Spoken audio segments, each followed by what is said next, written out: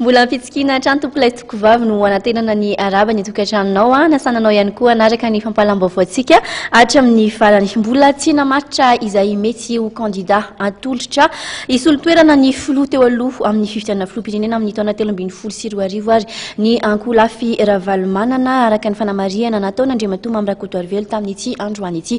Ho an'ny ankolafy Ravalomanana manokana dia tokony afainganana ny famotsinan'ny filoha teo aloha mba ahafahana manatanteraka fifidianana ekeny rehetra eto amin'ny firenena. Fanadihadiana nataon'ny ravak'Andriamanala sy Stefana Razafimandimby.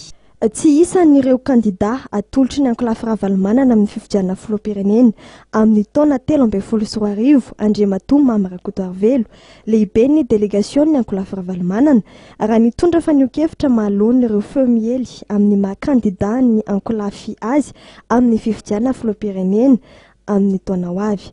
Ny fampidinan'ny filoha teo aloha marika Ravalomanana tanindrazana alohan'ny fifidianana ny tokony rosoana hoy ity ankolafy ity. Iresaka aloha zany hatreto président Ravalomanana dia nilaza tany Dar es Salaam fa tsy ho kandida izy raha izay no azahoana fitoniana amin'ny fivoahan'ny firenena malagasy amin'izao crise politique misy azy zao. Fa hatreto aloha zany dia mbola tsy nisy faraisana fanapa-kevitra hoe raha ohatra ka tsy latsaka tokoa izy dia izy no hisolo toerana azy. Mbola hatreto aloha zany dia mamaky anay amin'izao fotoana izao ao amin'ny mivasa Ravalomanana dia ny famerenana ny filoha marika Ravalomanana mody araka izay angena indrindra eto an-tanindrazana satria heverinay fa ny fidiny alohan'ny fifidianana no anisan'ny tondra vahaolana amin'ny fitadiavana ny fitoniana politika eto Madagasikara amin'izao fotoana izao.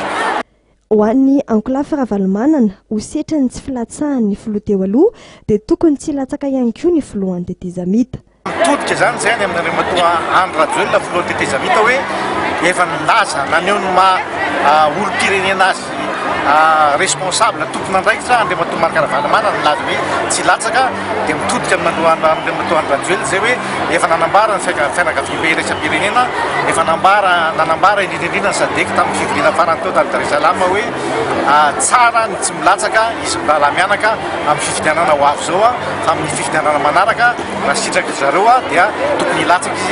Tamin'ity androany ity dia niroso tamin'ny fizarana fanomezana ho an'ny olona manodidina ny 1000 isa avy amin'ny fianakaviana sahirana eo anivon'ireo boriboritany enina eto Antananarivo renivohitra andriamatoa Mamy Rakotoarivelo sy ny mpiara-miombona antoka aminy. Ny 4 tamin'ireo olona ireo moa dia ray aman-dreny izay nitolorana vary sy kojakoja ilaina amin'ny fiainana andavanandro ary ny 4 ambiny kosa dia ankizy izay nitolorana kilalao, biskuit ary vatomamy.